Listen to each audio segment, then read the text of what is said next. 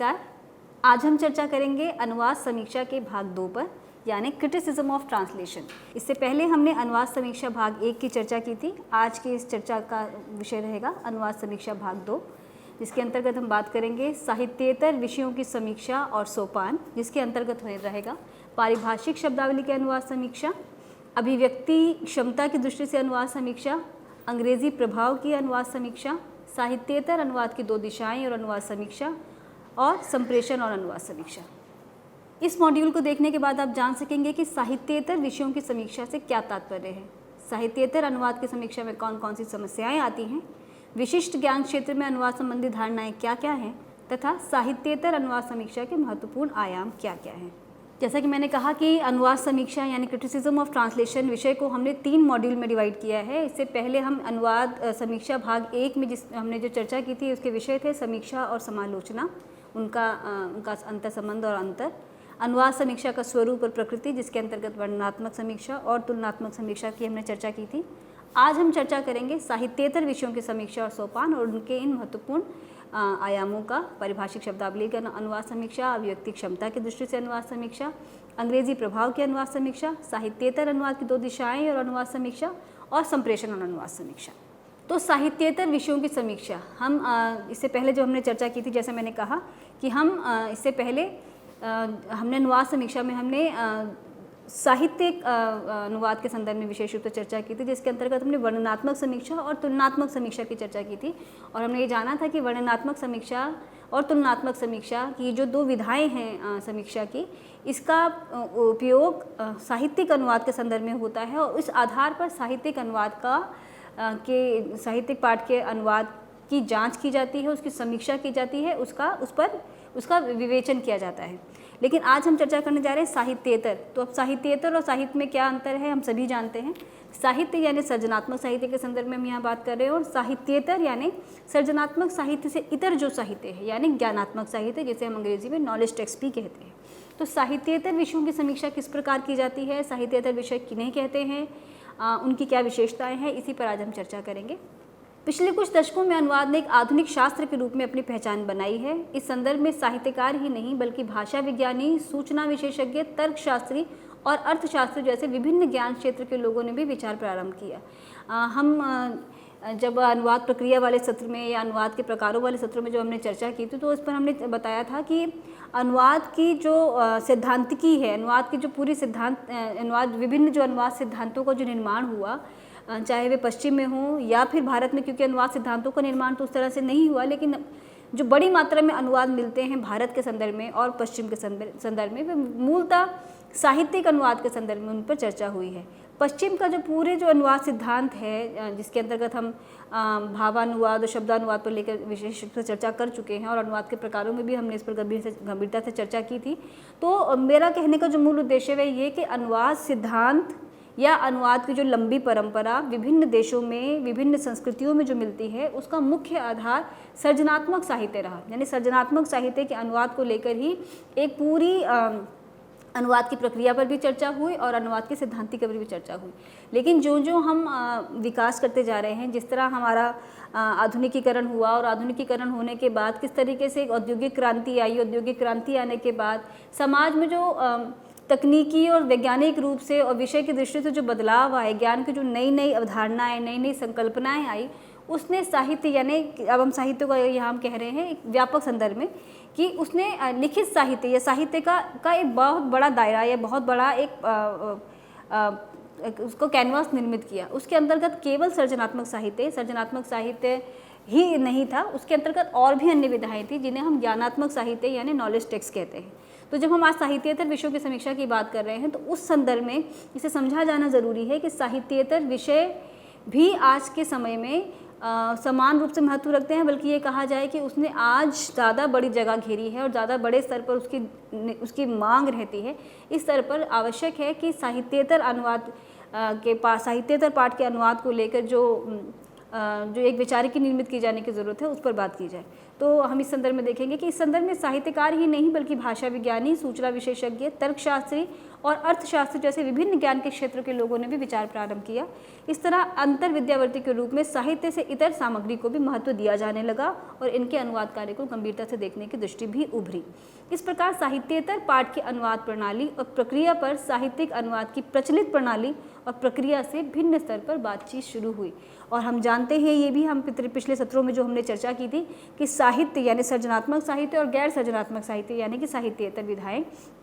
उनका जो मूल अंतर है वह ये कि जहाँ सृजनात्मक साहित्य में रचनाकार के पास कल्पना की उड़ान लेने की क्षमता होती है, भाषा के साथ एक तरह से कहा जाए कि भाषा की विभिन्न जो शब्द शक्ति हैं उनके साथ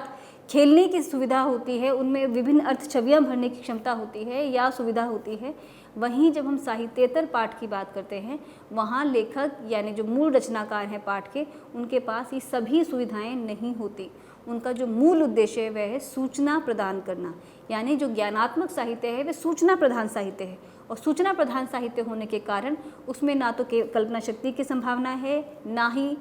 शाब्दिक या भाषिक उड़ान की संभावना है, ना ही भाषा के साथ इस तरह से खेल किए जाने की या उसकी भाषा की विभिन्न जो अर्थ छवियाँ हैं उनको तलाशे जाने की संभावना है। तो यहाँ इसकी जो सबसे बड़ी उपयोगिता है या इसका जो सबसे बड़ी इसकी शक्ति कहा जाए वह ये कि ये एक निष्ठ भाषा या एक रूप जिसका भाषा का एक रूप हो, इस तरह की भाषा, इस तरह के कंटेंट की यहाँ अपेक्षा की जाती है। तो इसीलिए ये आवश्यकता महसूस की जाने लगी कि जब साहित्येतर अनुवाद की मांग हुई, साहित्येतर विधाओं की या क्षेत्रों की जब मांग हुई, उसके साथ उसके अनुवाद की मांग के साथ ये निर्णय किया गया या ये तय हुआ कि इसके लिए भी अपनी एक खास प्रणाली विकसित की जाए, जिसे हम साहित्येतर पाठ के अनुवाद प्रणाली के संदर्भ में जानते हैं, जिसके अंतर्गत उसके जो पैरामीटर्स होंगे पाठ को जांचने के, चाहे वह मूल्यांकन के स्तर पर हो या पुनरीक्षण के स्तर पर हो या समीक्षा के स्तर पर हो, साहित्येतर पाठ का जो अनुदित पाठ है उसको जांचने के पैमाने, उसके पैरामीटर्स बिल्कुल अलग होंगे। साहित्येतर पाठ की समीक्षा के संदर्भ में भी इस संदर्भ में मंथन शुरू हुआ। सामाजिक उपादेयता की दृष्टि से भाषा विज्ञानियों ने उसे उपनिवेशवादी शासन से मुक्त करके देखना शुरू किया, क्योंकि आज वैश्वीकरण, भूमंडलीकरण के दृष्टिकोण से हर संदर्भ में चर्चा चल रही है। हम सभी जानते हैं कि जिस तरह के समाज में हम रहते हैं वह केवल आज हमारे समाज में केवल सृजनात्मक साहित्य की आवश्यकता नहीं है। और मैं थोड़ा सा अगर पीछे ले चलूँ तो हमारा जो भारत के जो आधुनिकता का जो इतिहास है, भारत का आधुनिकता का जो भारत में आधुनिकता का प्रवेश है, जहाँ से हम पुनर्जागरण की बात करते हैं, वहाँ हम देखते हैं कि औद्योगिक क्रांति के आने से, विज्ञान के नए विषयों के आने से, पढ़ने लिखने और सोचने के नए ढर्रे के विकास होने से एक तरह से पूरा एक हमारा जो सामाजिक और जो परिवेश था वो पूरी तरीके से बदल गया। और वहीं महसूस किया जाने लगा कि अब केवल, और हम यहाँ अगर बात करें पद्य और गद्य की, तो केवल पद्य साहित्य से काम नहीं चल सकता, गद्य की आवश्यकता महसूस हुई, क्योंकि ज्ञान की जो नई शाखाएँ उन दिनों विकसित हो रही थी और जिनमें लगातार समय के साथ इजाफा हो रहा है, उन सब के लिए बहुत आवश्यक था कि एक ऐसी भाषा तय हो, एक ऐसी भाषा का निर्माण हो जिसमें ज्ञान के साहित्य को परोसा जा सके, लिखा जा सके, लोगों तक पहुंचाया जा सके, यानी उसे संप्रेषित किया जा सके। तो काव्य की भाषा या छंद की भाषा या सृजनात्मक साहित्य की भाषा यहाँ ज्ञानात्मक साहित्य के लिए एक तरह से अधूरी भाषा थी या उससे काम नहीं चल सकता था, इसीलिए गद्य साहित्य की या गद्य भाषा की शुरुआत हुई और वहाँ से हम देखते हैं ज्ञानात्मक साहित्य की शुरुआत होती है। तो इस संदर्भ में इसे समझे जाने की ज़रूरत है कि जो आधुनिक समाज है वह उपभोक्ता समाज है, और खासतौर जैसे हमने कहा कि वैश्वीकरण के समाज में या भूमंडलीकरण का जो दौर है उसमें मनुष्य, चाहे वे जहाँ जहाँ भूमंडलीकरण की प्रक्रिया हुई वहाँ वहाँ मनुष्य की जो पहचान है वह एक नागरिक से ज़्यादा एक उपभोक्ता की होगी, क्योंकि विभिन्न पूंजीपति या कहा जाए विभिन्न कंपनियों के लिए, विभिन्न उत्पादों के लिए आम मनुष्य का जो महत्व है वो एक उपभोक्ता के रूप में है। तो जिस तरीके से हमारा समाज एक कंज्यूमर ओरिएंटेड यानी उपभोक्ता सापेक्ष समाज हो चुका है, वहाँ केवल इमोटिव भाषा यानी भावपरक टेक्स्ट से ही काम नहीं चलेगा, भावपरक पाठ से ही काम नहीं चलेगा, वहाँ तथ्यपरक पाठ यानी फैक्चुअल इन्फॉर्मेटिव टेक्स्ट की ज़रूरत है। तो ये फैक्चुअल टेक्स्ट जिसे इन्फॉर्मेटिव टेक्स्ट कहा जा रहा है, तथ्यपरक पाठ कहा जा रहा है, इसका जो ज्ञान है इसमें जो भाषा, इसके लिए जो भाषा की आवश्यकता है वह भाषा कल्पना शक्ति से परिपूर्ण भाषा, या कहा जाए कि साहित्यिक रूप से समृद्ध भाषा ना होकर यहाँ एक ऐसी भाषा की आवश्यकता है जिसका अपना एक तय ढांचा हो, जो एक मानकीकृत भाषा हो, जिसका अपना एक स्वरूप हो और स्वरूप के अंतर्गत उस भाषा को रखा जा सके, जिसके लिए विभिन्न ज्ञान के क्षेत्रों के लिए अपनी एक शब्दावली हो, जिस शब्दावली के माध्यम से आप उस बात को एक्सप्रेस कर सकें, रख सकें, अपनी बात को स्पष्ट कर सकें। इससे हमारी ज़रूरतें भी बदली और बड़ी और बदली, सामाजिक और आर्थिक ढांचा भी बदला। हम जानते हैं कि भूमंडलीकरण से, और यह भूमंडलीकरण ही नहीं, अगर हम आधुनिकीकरण से ही शुरुआत करें, भारत की आधुनिकता से ही बात करें, तो वहाँ से लगातार हम देख रहे हैं कि हमारा समाज केवल इमोटिव टेक्स्ट की ज़रूरत नहीं है, वो एक बदलता हुआ समाज है जहाँ ज्ञान की विभिन्न शाखाओं के आ जाने से भाषा की परिवर्तन की ज़रूरत महसूस हुई। और भूमंडलीकरण की प्रक्रिया के बाद ये स्पीड, ये गति और अधिक बढ़ जाती है। जहाँ मनुष्य की एक पहचान उपभोक्ता के रूप में रहती है या होती है, वहाँ पर उसकी आवश्यकता की पूर्ति के लिए, उसके ज्ञान के भूख की पूर्ति के लिए या विभिन्न स्रोतों से आने वाले ज्ञान के लिए जिस भाषा की ज़रूरत है, उसे तथ्यपरक भाषा कहा जाता है, तथ्यपरक पाठ कहा जा सकता है। नित नई संकल्पनाएं, नए विचार और ज्ञान विभिन्न भाषाओं में प्रवाहित होने लगा है, जिससे अनुवाद करने के लिए निरंतर प्रयास किए जा रहे हैं। आज साहित्यिक अनुवाद की अपेक्षा साहित्येतर अनुवाद को महत्व मिलने लगा है। साहित्येतर पाठ के संदर्भ में रॉबर्ट एडम्स का कहना है कि अब अनुवाद जैसे ज्ञान क्षेत्र को केवल साहित्यिक सामग्री तक सीमित नहीं रखा जा सकता। साहित्येतर विषयों के क्षेत्र और विश्व संपर्क के अनंत मार्ग खुल गए हैं। यानी साहित्येतर क्षेत्रों में जो ज्ञान का जो एक प्रवाह है वो इतना अधिक है कि उसे हम अनुवाद नामक जो विषय है या एक जो अनुवाद जो एक कहा जाए कि एक डिसिप्लिन है, उसे केवल साहित्य अनुवाद के डिस्कोर्स को लेकर ही सीमित नहीं किया जा सकता। उसमें साहित्येतर अनुवाद के स्तर पर बात किए जाने की आवश्यकता है, उसके लिए पैमाने बनाए जाने की आवश्यकता है, उसकी प्रणाली विकसित किए जाने की आवश्यकता है। और अनुवाद समीक्षा के संदर्भ में भी इस पर विचार किया गया। भाषाविद दिलीप सिंह ने अनुवाद समीक्षा के अंतर्गत साहित्येतर पाठ की अनुवाद समीक्षा करने के लिए कुछ बिंदु या सोपान निर्धारित किए हैं, जिनकी आज हम चर्चा करेंगे, जो है पारिभाषिक शब्दावली की अनुवाद समीक्षा, अभिव्यक्ति क्षमता की दृष्टि से अनुवाद समीक्षा, अंग्रेजी प्रभाव की अनुवाद समीक्षा, साहित्येतर अनुवाद की 2 दिशाएं और अनुवाद समीक्षा, साहित्येतर अनुवाद की समीक्षा यानी पाठपरक, साहित्येतर अनुवाद की पाठपरक समीक्षा और साहित्येतर अनुवाद की प्रक्रियापरक समीक्षा, और इसके साथ संप्रेषण और अनुवाद समीक्षा। तो ये 7 बिंदु हैं, इस पर आज हम चर्चा करेंगे इस सत्र में।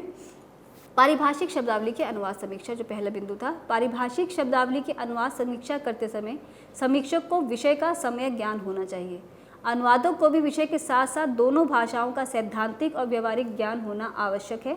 अर्थ ग्रहण, पर्याय निर्धारण, पुनर्रचना, शब्द निर्माण आदि स्तरों पर समीक्षक समीक्षा कर सकते हैं। इन धरातलों पर अनुवादक की दक्षता और कुशलता दिखाई देती है। तो ये जो साहित्येतर शब्दावली के निर्माण की जो प्रक्रिया शुरू हुई, जिस पर हम आगे भी चर्चा करेंगे, उसके अंतर्गत ये बहुत आवश्यक है। जैसे हम साहित्य का अनुवाद जब करते हैं, कोई पाठ को पढ़कर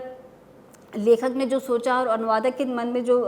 विचार आया, उसमें जिस एक तारतम्य की ज़रूरत है, उसके साथ ही वहाँ पर क्योंकि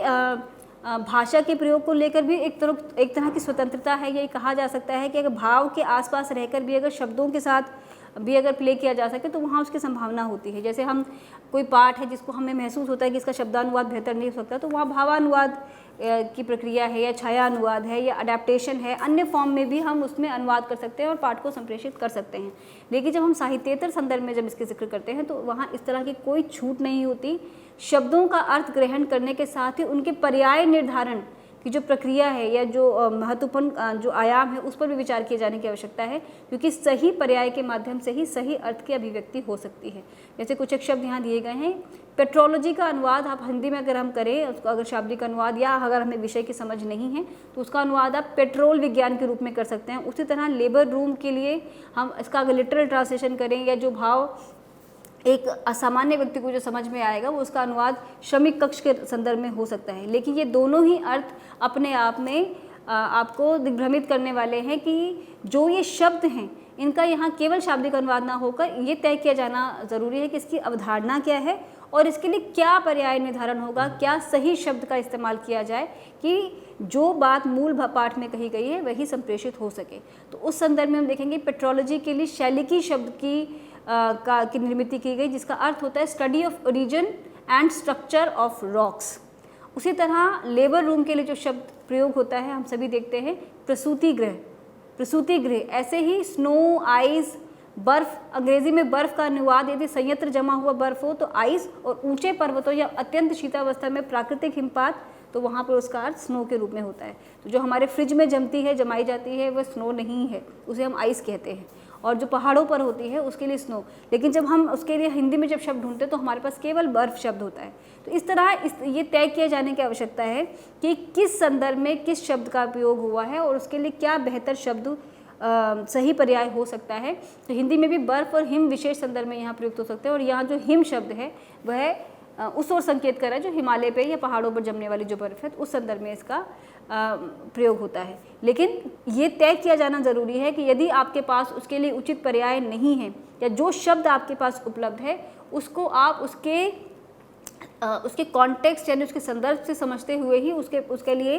पर्याय निर्धारण करते हैं या उसका प्रयोग करते हैं। तो अनुवाद समीक्षक से और साहित्येतर पाठ के अनुवाद समीक्षक से अपेक्षा होती है कि वे जब इस तरह का समीक्षा करें या पाठ का जब आकलन करें तो इन सब बिंदुओं पर वे विचार करें, उनकी उन्हें समझ हो ताकि वे बेहतर निर्णय ले सकें, बेहतर विवेचन कर सकें। हमारे पास कुछ शब्द हैं, देखेंगे। जैसे जनरल शब्द है, इसके कई सारे पर्याय मिलते हैं, सामान्य, आम, सार्वजनिक, मुख्य, प्रधान, महा, जनरल आदि। उसी तरह इलेक्ट्रिसिटी के लिए, एयर के लिए, ओपन के लिए, पार्लियामेंट के लिए, पॉइजन के लिए, वेनम, टॉक्सिन्स, विष, जहर,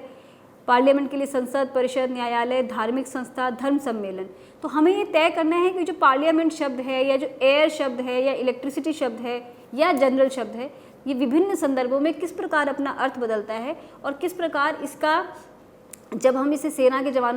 के लोगों के लिए जब इसका हम शब्द प्रयोग करते हैं तो वहाँ किस प्रकार वो एक पद को सूचित कर रहा है। जब इसको जनरल स्टोर के लिए हम इस्तेमाल करें तो वहाँ इसका अर्थ कुछ और हो जाता है। जब हम पब्लिक के लिए इस्तेमाल करते हैं तो उसका अर्थ कुछ और हो जाता है। तो किस प्रकार ये शब्द अपनी खास अर्थों से बंधे हुए हैं और ये जब अपने विषय में जाते हैं, किसी विषय में जब ये होते हैं, तब इनके वहाँ पर इतनी सारी अर्थ छवियों का गुंजाइश नहीं होती। अनुवादक और समीक्षक और मूल्यांकक सभी से अपेक्षा की जाती है कि उन्हें ये पहचान हो, ये समझ हो कि किस संदर्भ में किस शब्द का प्रयोग किया जाएगा। तो ये देखे जाने की ज़रूरत है कि अनुवाद समीक्षा के दौरान जो हमारे समीक्षक हैं वो इन सब बिंदुओं की जांच कर सकें और ये तय कर सकें, ये देख सकें कि क्या अनुवादक ने, पुनरीक्षक ने या मूल्यांकनकर्ता ने, जो 3 स्तरों पर ये पाठ होकर आया है, मूल्यांकनकर्ता को न भी जोड़ें, जिन्होंने सुधार किया, पुनरीक्षण तक की ही बात करें, तो अनुवादक और पुनरीक्षक ने इस शब्द के सही पर्याय को समझा है या नहीं, या उससे कहीं अर्थ में विचलन तो नहीं हुआ। अभिव्यक्ति की दृष्टि से, अभिव्यक्ति क्षमता की दृष्टि से अनुवाद समीक्षा, साहित्येतर पाठ में अभिव्यक्तियों का प्रयोग प्रयुक्ति के आधार पर होता है। यानी अगर वे विज्ञापन का साहित्य है तो उसकी प्रयुक्ति उस तरह से होगी, अगर वे प्रशासनिक साहित्य है तो उसकी प्रयुक्ति का उसी आधार पर होगी, अगर वे विधि का साहित्य है, बैंकिंग लिटरेचर है, या जिस खास विषय, विज्ञान का साहित्य है, तकनीकी का साहित्य है, जिस विषय विशेष का वह साहित्य है, उसकी अपनी एक प्रयुक्ति, अपनी एक भाषा शैली, अपने एक शब्द प्रयोग होंगे जिनके आधार पर ही उसका जांचा जाएगा, उसे परखा जाएगा। इस तरह साहित्येतर पाठों की अगर हम बात करें तो साहित्येतर पाठों की भाषा की अपनी एक प्रकृति होती है, अपना एक लिखने का एक सलीका, एक तरीका होता है। तो उस प्रयुक्ति को भी जब अनुवाद किया जाए, जैसा कि हम सृजनात्मक साहित्य में कहते हैं कि कई बार अनुवाद करते समय अनुवादक या अनुवादिका को अपने उद्देश्य के तहत या कई बार सीमाओं के तहत किसी पुराने लिटरेचर को जब वे आज के समय में अनुवाद कर रहे हैं तो कई बार वो शैली को नहीं बचा पाते और उस पाठ को या उस कंटेंट को ले जाना ज़्यादा महत्वपूर्ण होता है। लेकिन जब हम साहित्येतर संदर्भ में बात करते हैं तो साहित्येतर संदर्भ में अनुवादक के पास ये सब छूट नहीं होती। उन्हें जिस भाषा प्रयुक्ति में मूल पाठ है उसी भाषा प्रयुक्ति को बचाने की, उसे संरक्षित करने की आवश्यकता होती है, उसकी अनिवार्यता होती है। नहीं तो पाठ का जो उद्देश्य है सूचना प्रदान करना, वह कहीं ना कहीं उसमें असफल हो जाएगा। तो इस दृष्टि से अनुवाद समीक्षा को इसकी जांच करने की आवश्यकता होती है। वार्ता क्षेत्र, वार्ता प्रकार और वार्ता शैली के अनुसार पाठ को देखा जाता है। आज के बदलते परिवेश में भाषाई दायित्वों और विकसित होते व्यवहार क्षेत्रों को देखते हुए ये कहा जा सकता है कि किसी भाषा में साहित्य सृजन बड़ी मात्रा में हो रहा है, जबकि भाषा व्यवहारिक भाषा के रूप में ही अपना विकास पाती है। कोई भी भाषा जब तक वह उस समय उस समाज के जो काम करने का जो ज़रिया है या उस समाज की ज़रूरत नहीं बन जाती, उस समाज को प्रेजेंट करने की का वो माध्यम नहीं बन जाती, तब तक उस भाषा का विकास केवल साहित्य के निर्माण से संभव नहीं है। आज भारतीय भाषाएं अपने अपने राज्यों की राजभाषाएं हैं। अनुवादनीयता और अनुवाद समीक्षा की सैद्धांतिक प्रणाली के अनुप्रयोग द्वारा विभिन्न क्षेत्रों की हिंदी तथा अन्य भारतीय भाषाओं के स्वरूपगत विश्लेषण भी समीक्षा के दौरान किए जा सकते हैं। कुछ उदाहरण के रूप में हम देखेंगे कि अंग्रेजी में एक वाक्य है, द जजमेंट इज़ रिजर्व्ड। अगर इसका शाब्दिक अनुवाद किया जाए तो इसका अनुवाद होगा, निर्णय आरक्षित किया जाता है। लेकिन जो संदर्भ है उसका, जिस संदर्भ में ये वाक्य लिखा गया है वह है निर्णय बाद में दिया जाएगा। तो किस प्रकार ये बेहतर अनुवाद है, किस प्रकार ये संप्रेषणीय अनुवाद है, क्या अपनी बात वो संप्रेषण कर पा रहा है या नहीं कर पा रहा है, इस स्तर पर भी देखे जाने की आवश्यकता है। क्योंकि केवल 2 भाषाओं का आना ही नहीं, जब हम साहित्येतर पाठ के अनुवाद के संदर्भ में बात करते हैं तो ये बहुत आवश्यक है कि उस विषय की समझ हो जिस विषय के लिए आप अनुवाद कर रहे हैं। यदि आप प्रशासनिक साहित्य का अनुवाद करें तो प्रशासनिक कार्य व्यवहार की समझ होनी चाहिए, उस भाषा की पहचान होनी चाहिए अनुवादक को। और जब समीक्षक उसकी जांच करे तो उनको भी उन्हीं पैमानों पर उसकी जांच करने की आवश्यकता है कि क्या ये सही से न्याय हो पाया है या नहीं मूल पाठ के साथ। उसी आधार पर वे अपनी टिप्पणी करें या अपनी जो विषय का जो विवेचन किया जाता है, गुण दोषों का विवेचन किया जाता है, वो उस आधार पर करें।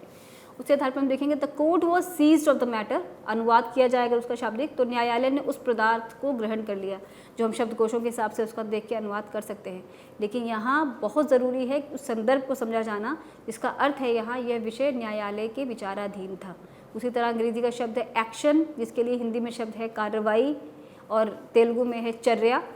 तो ये किस संदर्भ में है, जो जिस संदर्भ में यहाँ एक्शन का शब्द है, एक्शन का मतलब क्रिया भी हो सकता है, पर यहाँ हम क्योंकि साहित्येतर संदर्भ के में बात करें तो जब हम सरकारी भाषा की बात करते हैं या कार्यालयी भाषा की बात करते हैं तो वहाँ एक्शन का अर्थ कार्रवाई के संदर्भ में होता है। उसी तरह अप्रूवल का संदर्भ अनुमोदन के संदर्भ में होता है। सबमिटेड फॉर अप्रूवल प्लीज जब हम कहते हैं तो वहाँ अनुमोदन के संदर्भ में, स्वीकृति के संदर्भ में हम उसकी बात कर रहे हैं। तो किस प्रकार वह पाठ या वे शब्द जो आम शब्दकोशों में जिनके बहुत सारे पर्याय हैं, किसी खास संदर्भ में वो उनके अपने निश्चित पर्याय या निश्चित अर्थ होते हैं और उन्हीं अर्थों के आधार पर ही अनुवाद किया जा सकता है। इसी तरह हम देखते हैं कि ये भारत की स्वतंत्रता के बाद जब ये तय हुआ कि भारत का सारा काम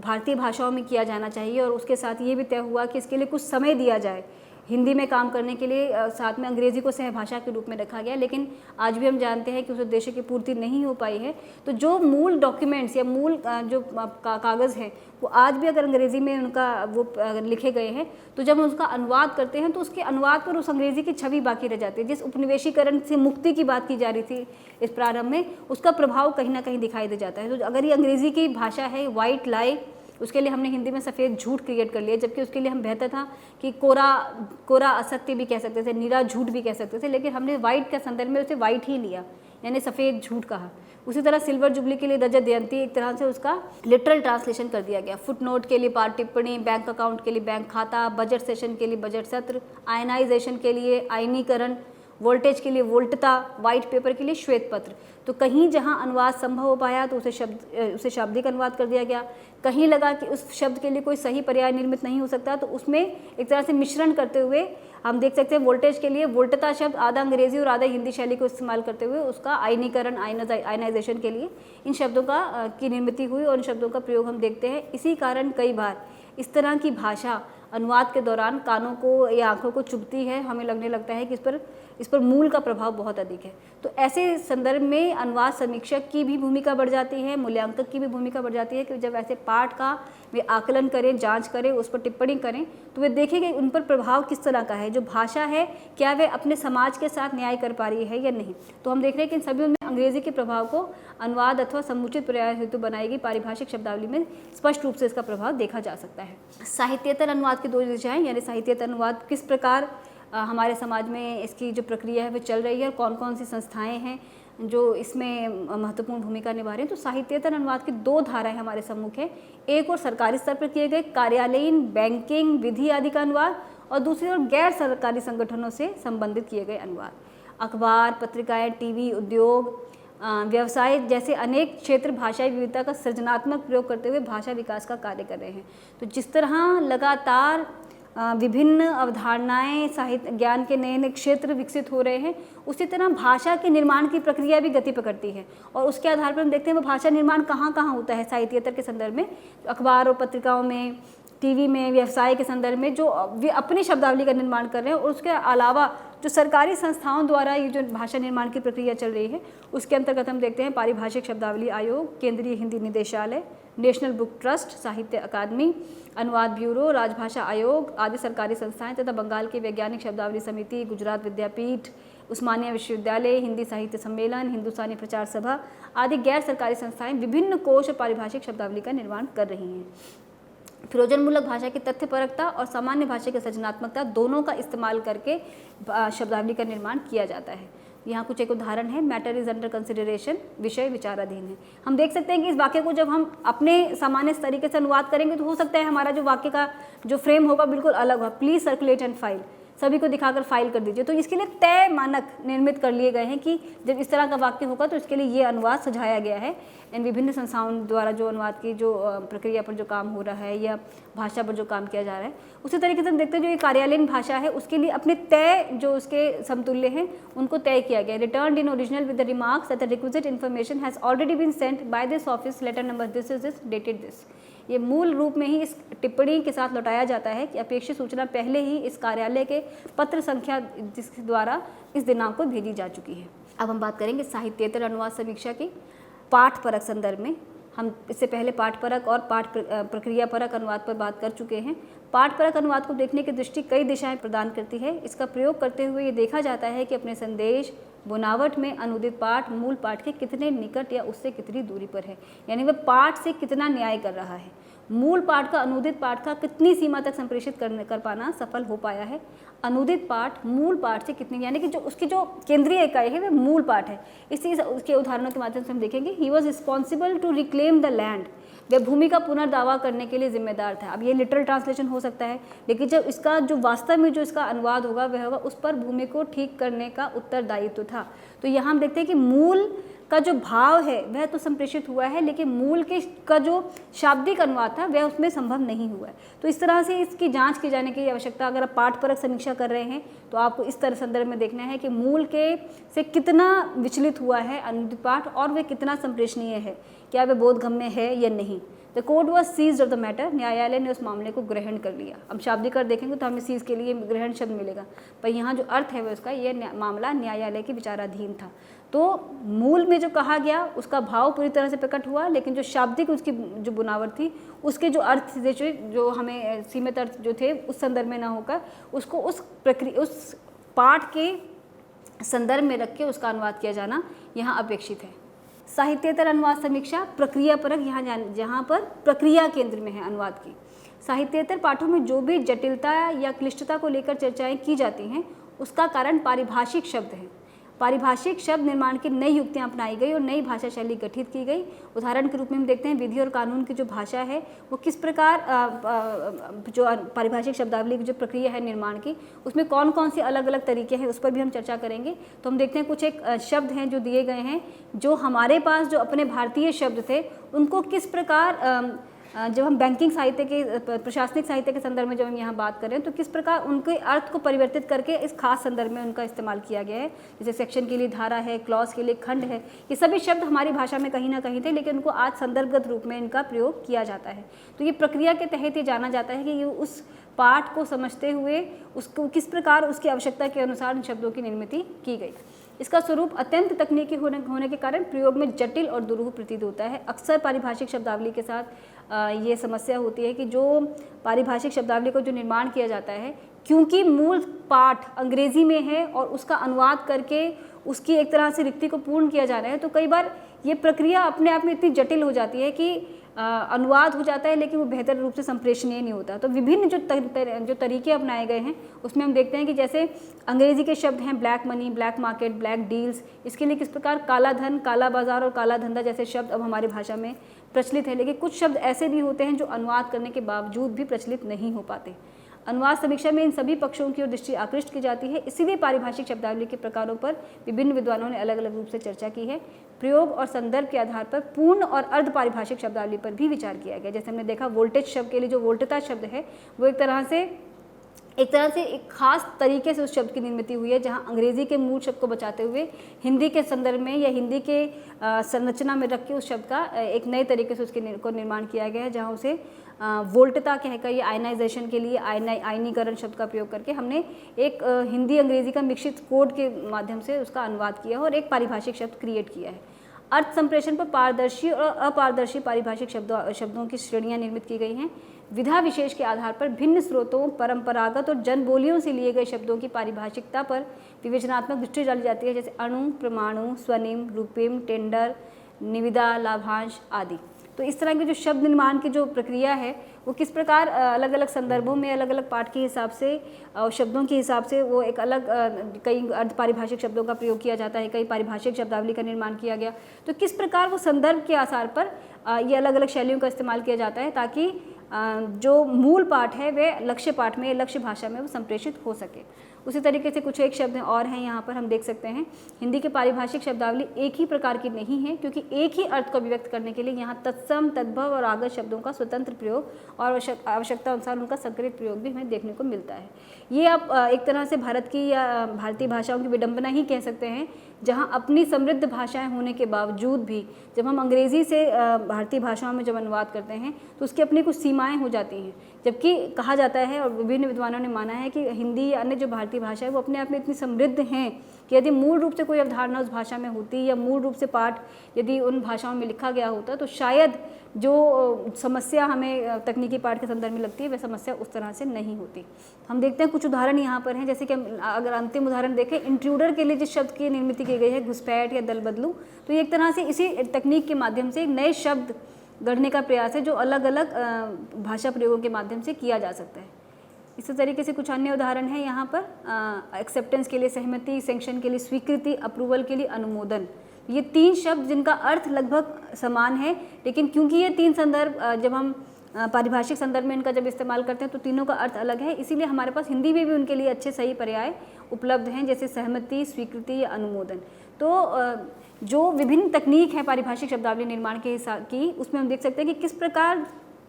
दो शब्दों को मिलाकर भी नए शब्द बनाने का प्रयास किया गया, जैसे बचत स्कीम, इंजीनियरिंग के लिए इंजीनियरी, संकाय, जिलाधीश, जिसके अंदर एक शब्द आप कह सकते हैं कि अरबी फारसी का और दूसरा धीश अगर कहें तो वो संस्कृत शब्द है, बीमा, राशि, बैंक, मुद्रा बाजार। इन सभी प्रयोगों में पारिभाषिक शब्दावली में अनेक स्तर तथा प्रक्रियात्मक चरण स्पष्ट दिखाई देते हैं। अतः ये अपेक्षा की जाती है समीक्षक से भी कि वे इन नए अनुदित पाठ की समीक्षा में इन्हें ही आधार बनाकर नए पाठ को संप्रेषणता की दृष्टि से क्षमता के कसौटी पर परख कर देखें। जो शब्दावली की बात है यहाँ पारिभाषिक शब्दावली और साहित्येतर अनुवाद के संदर्भ में जब हम चर्चा करें तो समीक्षक से भी इस तरह की अपेक्षा की जाती है कि वे इन सब चीज़ों को उनकी समझ हो और उसका सही आकलन वे कर सके, उसके गुण दोषों का विवेचन करते समय इनकी जानकारी उनके पास हो ताकि वे उसके साथ सही न्याय कर सकते हैं। और जो अंतिम बिंदु है वह है संप्रेषण और अनुवाद समीक्षा। अनुवाद संप्रेषण की द्विभाषिक क्रिया है जिसका लक्ष्य है पहली भाषा यानी भाषा एक में कही गई बात यानी मूल भाषा में कही गई बात को भाषा दो यानी लक्ष्य भाषा में सहज संप्रेषणीय रूप से अभिव्यक्त करना। आधुनिक अनुवाद चिंतन संदेश के संप्रेषण यानी जो टेक्निक है और संदेश जिनके लिए है यानी प्रयोक्ता, इन तीनों को सर्वाधिक महत्व देता है। इसके आधार पर ही अनुदित पाठ की संप्रेषणीयता के अनुपात की जांच की जा सकती है। यहाँ हम देखेंगे कि बाजार के लिए कुछ एक शब्दों की जो निर्मित हुई है वो किस प्रकार उनका जो अर्थ है और जो उनके लिए जो पारिभाषिक भाषा है जिसका इस्तेमाल किया जाता है उससे इसमें कैसे इसका ध्यान रखा गया है कि जो प्रयोक्ता है उसके संदर्भ में जो संदेश है वो किस तरीके से सही से संप्रेषित हो पा रहा है या नहीं, और जो संदेश है उन तीनों का महत्व देने की कोशिश की गई है। जैसे बाजार की भाषा हम करते हैं तो बाजार गिरा, बाजार उठा, तो बाजार गिरना का अर्थ होता है मूल्यों में कमी, बाजार उठना मतलब मूल्यों में बढ़ोतरी आना, बाजार में खामोशी यानी जहाँ कम सौदे हों। तो हम देख सकते हैं कि ऐसी स्थितियाँ होती हैं जब कुछ खास कारणों के कारण या किसी खास उद्देश्य के चलते जब बाज़ार में खामोशी होती है यानी बाज़ार में बिकावट कम हो रही है या बिक्री कम हो रही है, बाज़ार में चहल पहल होना यानी खूब बिक्री होना। तो हम जैसे त्योहारों के सीज़न में बाज़ार में चहल पहल होना तो उसका मतलब है कि बाज़ार में खूब खरीद फरोख्त हो रही है। तो उस संदर्भ में हम देखते हैं कि किस प्रकार भाषा को प्रयोक्ता की आवश्यकता के हिसाब से उसका निर्माण किया जाता है। जब हम उसको खास संदर्भ में देखते हैं तो समीक्षक से अपेक्षा की जाती है कि वे इन सब चीज़ों की उन्हें समझ हो और इन सब का कि वे चर्चा कर सकें, उस पर विचार कर सकें और उस पर जब वे एक समीक्षक होने के नाते जब टिप्पणी करें तो इन सब की समझ उनके पास अवश्य हो। बाजार संभलना जब मूल्य ह्रास के बाद क्रमशः वृद्धि होने लगे यानी धीरे धीरे जब उसमें विकास होना शुरू हो, और बाजार टूटना जैसे मंदी आना। हम जानते हैं कि विश्व भर में इसके ऐसे अनेक उदाहरण हैं जहाँ विभिन्न कारणों से कभी किसी बीमारी के चलते या किसी अन्य कारण से बाजार में मंदी आती है यानी बाजार टूटता है। तो ये जो कुछ शब्दावली है, ये जो कुछ प्रयुक्तियाँ हैं, ये किस प्रकार अपने संदर्भ के आधार पर या जिस संदर्भ की बात की जा रही है, जो विभिन्न ज्ञान के जो विभिन्न क्षेत्र हैं या जो जिस तरह कहा जाए कि ज्ञान के विभिन्न क्षेत्रों के हिसाब से जिस प्रकार की भाषा की अपेक्षा है उस भाषा की निर्मिति समय के हिसाब से या उसकी आवश्यकता के हिसाब से की जाती है। अनुवाद समीक्षक से भी ये अपेक्षा की जाती है कि इन सब चीज़ों की बारीकी से उन्हें जांच समझ हो और वे बेहतर अनुवादक हों या ना हो, लेकिन बेहतर समीक्षक होने के नाते ये उनसे अपेक्षा की जाती है कि वो समझ इस चीज़ की अवश्य रखें और उसका सही तरीके से वे उस पर अपनी टिप्पणी दे सकें। तो इस सत्र में हमने चर्चा की साहित्येतर अनुवाद की समीक्षा के संदर्भ में, और हमने देखा कि साहित्येतर अनुवाद की जब समीक्षा की जाती है तो उसमें कौन कौन से महत्वपूर्ण आयाम होते हैं, किस प्रकार भाषा का अपना अपनी एक परिभाषा होती है, किस प्रकार में भाषा खास संदर्भों में उनका इस्तेमाल होता है, और समीक्षक को इन सब संदर्भों की समझ होने की अपेक्षा है ताकि वे बेहतर तरीके से जब अनुवाद समीक्षा का अपना कार्य करें तो उसकी समझ हो और वो उसके साथ सही न्याय कर सकें। तो इस सत्र के लिए धन्यवाद। नमस्कार।